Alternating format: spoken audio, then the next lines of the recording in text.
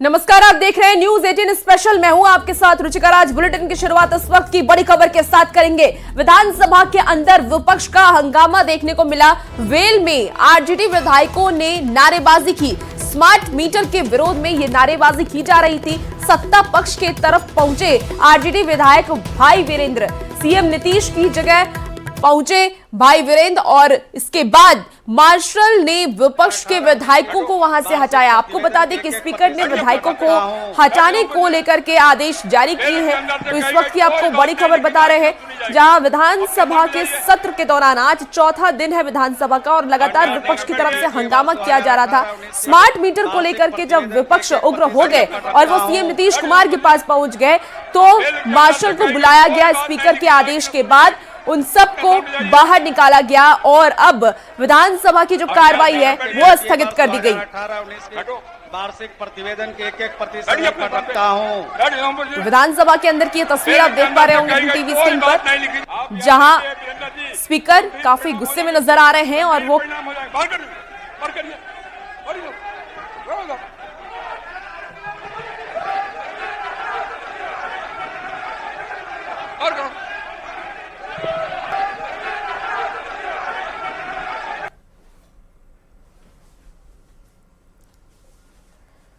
तो तस्वीरें आप देखिए जहां भाई वीरेंद्र को मार्शल हटाते हुए नजर आ रहे हैं और विधानसभा के स्पीकर के आदेश के बाद ये कड़ा एक्शन लिया गया। आप देख पा रहे होंगे कि विधानसभा के स्पीकर पहले तो विपक्ष को रोकते हुए नजर आए, जब विपक्ष नहीं रुका तो उसके बाद ये आदेश जारी किया और मार्शल जी ये तो कहीं ना कहीं से दिखाता है ना कि भाई एक तरफा ही जो है देखा जा रहा है, नियम से नहीं चल रहा, सरकार जो है नियम से ऊपर हो गई है। तो आज हमारे विधायकों में बहुत रोष था इस चीज़ को लेके कि ऐसी बात है तो कोई भी कहीं भी बैठ सकता है। तो सरकार का आँख खोलने के लिए कि भाई ऐसा है तो हम लोग भी जाके बैठ जाते हैं, तो आँख सिर्फ खोलने के लिए सचेत किया गया। कोई कहीं बैठा नहीं, भाई वीरेंद्र जी भी गए मुख्यमंत्री के सीट पे तो बैठे नहीं, सचेत करने के लिए गए कि कायदे से नियम हाउस जो है चलेगा। तो ये कार्रवाई तो हम फिर बाद में स्पीकर महोदय से भी बोले, सर आप गार्जियन हैं, आप कस्टोडियन हैं, सीनियर लीडर है, अनुभव आपका रहा है, हमको आप पे पूरा विश्वास है। तो उन्होंने कहा कि हमने सीट अलॉट कर दिया है। वो विधायक चाहते थे कि कहीं और हम बैठे, बीच में बैठे, तो हमने बोला कि दल तय करेगा कि कौन कहाँ बैठेगा। अभी वो राष्ट्रीय जनता दल में है, या तो आप कार्रवाई करो, सदस्यता हटाओ, हम नेता है महागठबंधन के, हम तय करेंगे कि कौन कहाँ बैठेगा। कोई विधायक कहीं भी लिख करके अध्यक्ष को दे देगा और उसकी अनुमति मिल जाएगी, ऐसा नहीं होता है। वो पार्ट ऑफ द दल है, तो दल का मतलब क्या रह गया फिर। तो इस पे तो मात्र 3 ही है वो लोग, तो पार्टी चाहती है तो कार्रवाई होती है, सदस्यता जाती है। विप का उल्लंघन उन्होंने किया है। आप बताओ विप का उल्लंघन किया है कि नहीं किया है। पार्टी ने चिट्ठी लिखा लेकिन अब तक कार्रवाई क्यों नहीं, निकाल क्यों नहीं देती सर? भाई पार्टी निकाल देगी तो आप विधायक से थोड़ी हटा दीजिएगा। वो तो सदन में लिख के हम दे सकते हो, तो अध्यक्ष को पावर है ना सदस्यता हटाने का। जो नियम है, जो प्रोसेस है, उसी को ना हम लोग फॉलो करेंगे। हम तो लिख करके दिए हैं कई बार, लेकिन कार्रवाई नहीं हो रही है। अगर कार्रवाई नहीं हो रही तो जहां दल बैठता है वहां वो लोग बैठे, यही बात है। बहुत बहुत भैया, विधानसभा के कैंपस के अंदर या विधानसभा के अंदर कोर्ट का हस्तक्षेप नहीं चलता है, समझे। स्पीकर ने क्या जवाब दिया, आश्वासन क्या उन्होंने दिया जब आप उनसे मिलने गए थे? उन्होंने ये बोला कि हमने उनका कहीं और सीट मांगे थे, लिख करके दे दिया। हम बोले आप मांग करके आप अलॉट भी कर दिए, लेकिन वो बैठ तो मंत्री लोग के साथ रहे, आपने जो अलॉट भी किया वहाँ नहीं बैठ रहे। और हमने ये भी प्रश्न खड़ा किया कि आप सर, कोई विधायक हमारे दल का अगर लिख के देगा तो आप नहीं तय कर सकते हैं, ये अधिकार नहीं है, ये दल का अधिकार है। जहाँ दल के एक साथ लोग बैठेंगे, सब साथ ही बैठते हैं। तो तेजस्वी यादव को इस वक्त आप सुन रहे थे और इस पूरी खबर पर विधानसभा परिसर से संवाददाता शैलेंद्र कुमार इस वक्त हमारे साथ लाइव जुड़े हुए हैं। शैलेंद्र, कैसे ये वाकया हुआ, क्या कुछ हुआ और मार्शल आर्ट को क्योंकि बुलाया गया है और भाई वीरेंद्र को निकाला गया है। खबर ये हम जो तस्वीरें भी देख पा रहे थे उसमें ये दिख रहा था कि भाई वीरेंद्र उठ करके सीएम नीतीश कुमार के पास जाते हैं, जिसके बाद मार्शल को बुलाया जाता है और उन्हें बाहर निकाला जाता है। बिल्कुल, देखिए ये मामला बागी विधायकों का है। जो बागी विधायक जिन्होंने आरजेडी के विधायक हैं, उन्होंने जो एनडीए को समर्थन किया, उनको बैठने को लेकर के आरजेडी का साफ तौर पर कहना है कि आखिर जो हमारे विधायक हैं, जो अभी तक एमएलए हैं आरजेडी के, उन पर कार्रवाई नहीं हुई और वो सत्ता पक्ष में जहां मंत्री बैठते हैं वहां जाकर के कैसे बैठे हैं।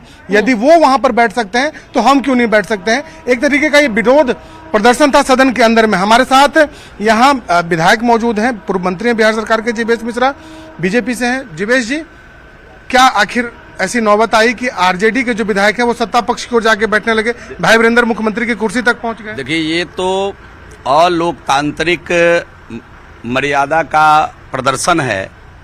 माननीय मुख्यमंत्री जी की आसन कुर्सी पे जाके बैठना ये ठीक नहीं है। ये संसदीय आचरण का घोर उल्लंघन है और हम समझते हैं कि भाई वीरेंद्र लंबे समय से सदन में है। इस प्रकार के आचरण का प्रदर्शन सदन के अंदर करना ये ठीक नहीं है। सदन के अंदर मर्यादित तरीके से अपनी बात कहने के बहुत उपाय हैं। आप अध्यक्ष को आसन को अलग से भी लिख कर दे सकते हैं। आपको किसी बात पर आपत्ति है तो उसके लिए नियमन है। आप लेकिन तेजस्वी यादव का कहना है कि जो विधायक बागी हैं उन पर अभी तक कार्रवाई नहीं हुई। तेजस्वी जी कैसे समझ रहे हैं कार्रवाई नहीं हुई? कार्रवाई की अपनी प्रक्रिया है, उसके सारे नियमन को देखने के बाद ही किसी विधायक पर कार्रवाई होगी। कोई चुन करके आया है, हमारे द्वारा अपॉइंटेड नहीं है, वो चुन करके आया है, जनता का प्रतिनिधि है, विधानसभा की नियमावली है, विधानसभा के नियमावली के अनुसार ही किसी पर कार्रवाई होगी। ऐसे कार्रवाई नहीं हो जाती है। तो इन विषयों को ठीक तरीके से देखने समझने के बाद क्या इसका लीगल एस्पेक्ट है, सभी विषयों पर विचार विमर्श के बाद ही कोई किसी प्रकार का नियमन पास होगा। तो देखिए, साफ तौर पर इन्होंने कह दिया कि नियमन तभी पास होगा जब पूरी चीजों को देखा जाएगा, क्या कार्रवाई होनी चाहिए। फिलहाल जो परिस्थिति है वो बनी रहेगी, साफ तौर पर दिखाई दे रहा है। नहीं, ऐसी बात नहीं है।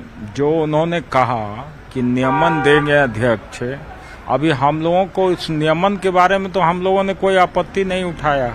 हम लोगों का कहना है कि बिहार विधानसभा में जो सीट आरक्षित होते हैं, मुख्यमंत्री की कुर्सी तक पहुंचना आप उचित समझते हैं? तो सांकेतिक विरोध है। हम लोगों का कहना है कि हाउस के कस्टोडियन है स्पीकर, और उनको जो सीट अलॉट करना है वो पार्टी के आधार पर सीट अलॉट करना है।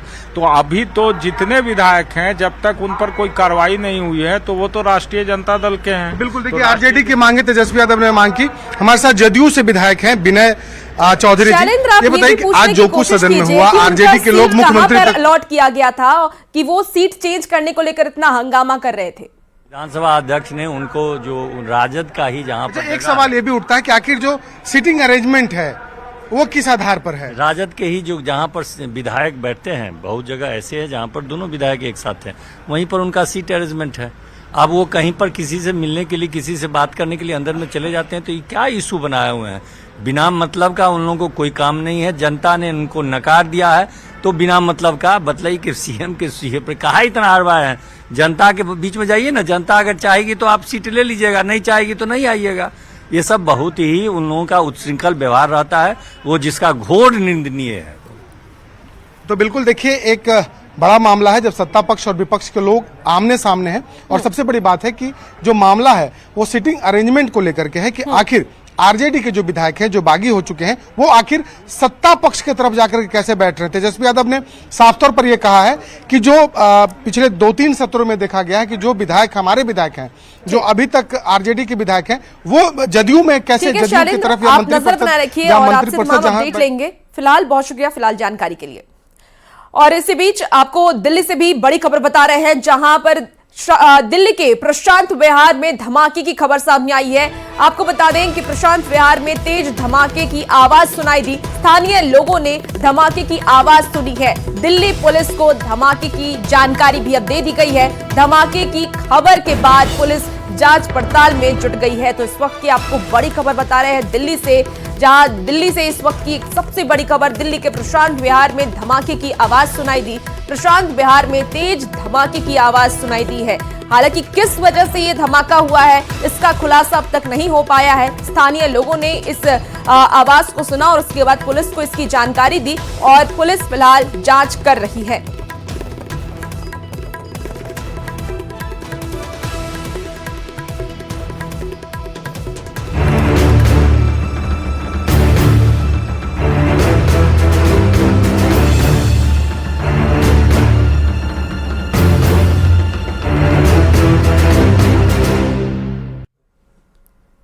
बिहार के बेतिया राज की संपत्ति को जल्द ही बिहार सरकार अधिग्रहित करेगी, जिसके लिए विधानसभा में विधेयक भी पास कर दिया गया है।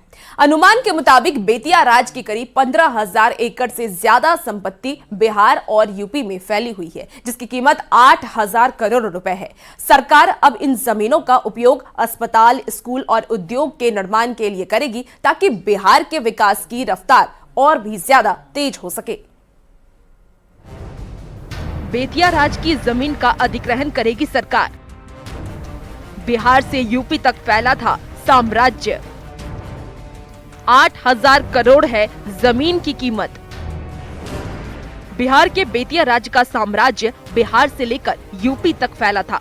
15,000 एकड़ से ज्यादा जमीन, जिसकी कीमत आज के समय में 8,000 करोड़ रुपए है, जिसे बिहार सरकार जल्द ही अपने कब्जे में लेने वाली है। सरकार ने इसके लिए कानूनी प्रक्रिया भी शुरू कर दी है। विधानसभा में बकायदा विधेयक पास किया गया। बिहार सरकार अब इन जमीनों पर स्कूल और अस्पताल बनाएगी, ताकि बिहार के विकास की रफ्तार और तेज हो सके।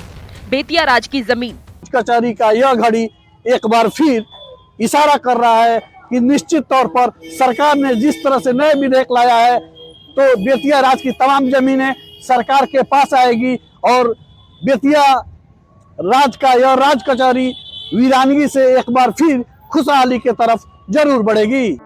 बेतिया राज का साम्राज्य। बेतिया राज की 15,213 एकड़ जमीन है। ये जमीन बिहार और यूपी तक फैली हुई है। ज्यादातर जमीन पूर्वी और पश्चिमी चंपारण में है। इसके अलावा पटना, सारण, सिवान, छपरा और गोपालगंज में भी जमीन है। इन जमीनों की कीमत 8,000 करोड़ रुपए बताई जा रही है। इसके अलावा बेतिया राज की संपत्ति उत्तर प्रदेश के 9 जिलों तक फैली हुई है, जिसमें वाराणसी, इलाहाबाद, गोरखपुर, कुशीनगर, बस्ती, मिर्जापुर, चंदौली, फैजाबाद और महाराजगंज में है। 18वीं शताब्दी में मुगल साम्राज्य के पतन के बाद बेतिया राज का साम्राज्य प्रमुखता से उभरकर सामने आया और बेतिया राज के पहले राजा उग्रसेन सिंह बने। मुगल बादशाह शाहजहां ने 1629 ईस्वी में राजा की उपाधि उन्हें दी और धीरे धीरे बेतिया राज्य आगे बढ़ते गया और इसका साम्राज्य बिहार ही नहीं उत्तर प्रदेश समेत तमाम इलाकों तक फैल गया। बेतिया राज की अधिकांश जमीन बिहार के पूर्वी और पश्चिमी चंपारण में है।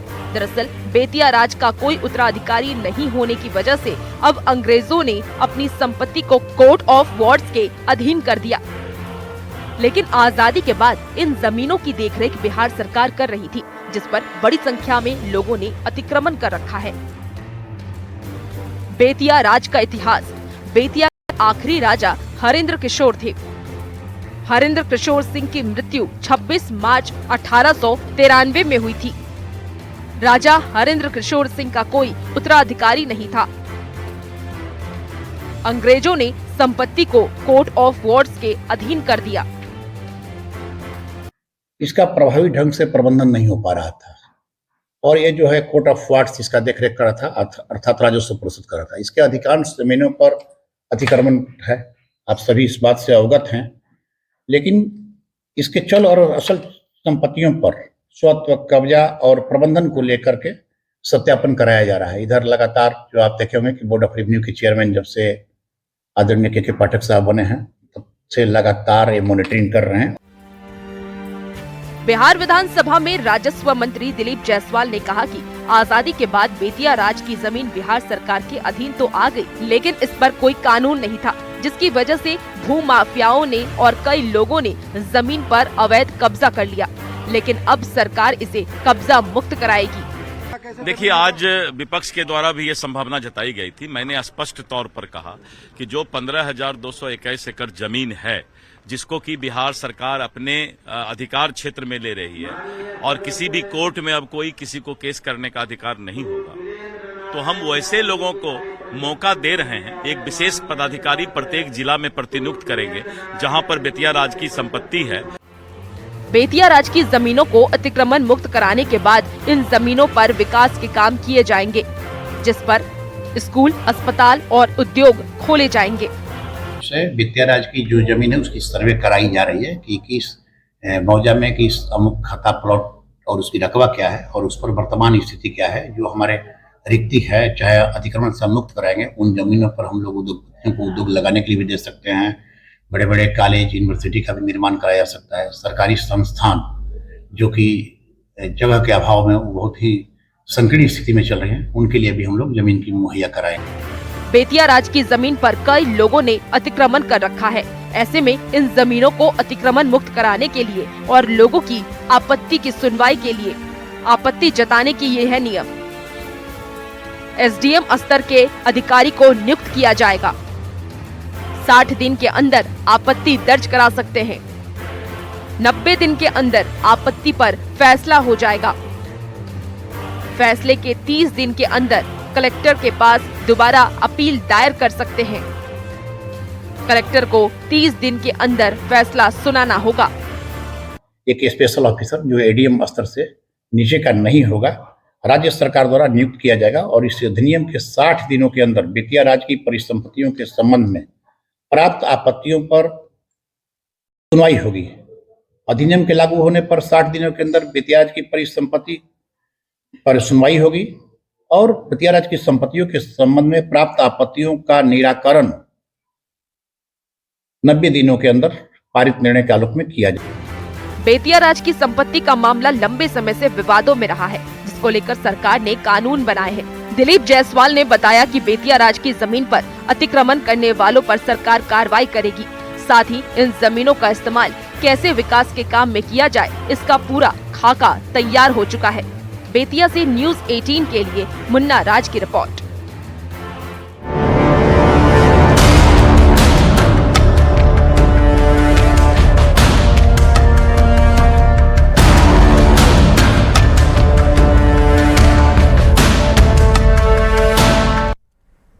भागलपुर से एक बार फिर धर्मांतरण का मामला सामने आया है, जहां इमरान नाम के व्यक्ति पर एक महिला से झूठ बोलकर शादी करने और फिर धर्म परिवर्तन कराने का आरोप है। पीड़ित महिला अब अपने 2 बच्चों के साथ इंसाफ के लिए कोर्ट कचहरी के चक्कर काट रही है, जिसे आरोपी ने अपने घर से निकाल दिया है। कब टूटेगा धर्म परिवर्तन का जाल? नेपाल की संगीता बनी सलमा। मोहब्बत का जाल, शादी और धर्मांतरण। पहले नाम बदलकर प्यार के जाल में फंसाया, शादी की, उसके बाद धर्म परिवर्तन कराया, फिर आए दिन मारपीट, विरोध किया तो महिला को बेचने का आरोप। ये कहानी है नेपाल की रहने वाली संगीता की, जो अब बीबी सलमा बन गई है। पति से बचने के लिए न्याय की गुहार कर रही है। हमला झूठ बोल के ऐसे करने को उसके प्यार मोहब्बत कर लिया, उसको घर में लाके मार पीट सब कुछ करता है, बेचने के लिए खड़ा हो गया। उसका बाप क्या बोला, ले जाके बेच दे, और वो बेचने लगा। तो मैं वहाँ से भाग गई, उसकी ननद, इसकी बहन की बस लड़के की, उसमें भी उसको चैन नहीं, क्या बोलता है, तुम तो मेरे घर में, मेरी बहन के पास है, भाग मेरे घर से, निकल जा मेरे घर से। भागलपुर के मोमिन टोला का मोहम्मद इमरान नेपाल के विराट नगर में मैकेनिक का काम करता था। जब उसकी नजर संगीता पर पड़ी, जो कि नेपाल के विराट नगर की ही रहने वाली थी। आरोप है कि इमरान ने नाम बदलकर संगीता को प्यार के जाल में फंसाया, जिसके बाद दोनों ने शादी कर ली। जी हम पहले नेपाल में रहते थे, नेपाल से यहाँ लाया। क्या नाम था पहले आपका? संगीता नाम। अब क्या नाम है आपका? सलमान। अब आप क्या चाहती हैं? अब तो वैसे इंसान के साथ क्या करेंगे रह के। संगीता को असलियत का पता तब चला जब इमरान उसे भागलपुर लेकर पहुंचा, संगीता के 2 बच्चे हैं। उसने आरोप लगाया कि भागलपुर लाने के बाद पति इमरान उसके साथ अक्सर मारपीट करता था। जब उसने इसका विरोध किया तो और भी ज्यादा प्रताड़ित करने लगा। संगीता ने आरोप लगाया कि इमरान के पिता भी जबरन संबंध बनाने का दबाव डाल रहे थे। जब उसने विरोध किया तो संगीता को हैदराबाद में ले जाकर बेचने की कोशिश की गई, लेकिन किसी तरह से संगीता वहां से भागने में कामयाब रही और भागलपुर कोर्ट में न्याय की गुहार लगा रही है। महिला नेपाल की रहने वाली है, अनाथ है, माँ बाप भाई कोई नहीं है। इसको यही भागलपुर का लड़का बहला फुसला के ले गया, नासिक में शादी कर लिया और शादी करने के बाद इसको कुछ दिन से ही टॉर्चर करने लगा और इसके पास तरह तरह का प्रताड़ना देने लगा। उसके बाद ही इधर उधर भटकती रही, दिल्ली में कहीं मेरठ में रहती थी, वहाँ से आई है। संगीता ने भागलपुर के पुलिस अधीक्षक आनंद कुमार को लिखित आवेदन देकर न्याय की गुहार लगाई है। आवेदन है, ये हबीबपुर का मामला है। इसमें भी हबीबपुर पुलिस अभी कल ही ये आवेदन प्राप्त हुआ है, तो इसमें हबीबपुर पुलिस जांच कर रही है और जांच के आधार पर जो भी तथ्य सामने आएंगे उसके आधार पर कानूनी कार्रवाई की जाएगी। संगीता अब अपने दोनों बच्चों के साथ दर दर की ठोकर खा रही है। प्रशासन और कोर्ट से न्याय की गुहार लगा रही है। धर्म परिवर्तन का ये पहला मामला नहीं है। आए दिन इस तरह की खबरें आती रहती हैं, जो नाम बदलकर लड़कियों को प्यार के जाल में फंसाते हैं और फिर शादी के बाद धर्म परिवर्तन का दबाव बनाते हैं। भागलपुर से न्यूज़ 18 के लिए विकास कुमार सिंह की रिपोर्ट। फिलहाल इस बुलेटिन में इतना ही। बने रहिए न्यूज़ 18 बिहार झारखंड के साथ।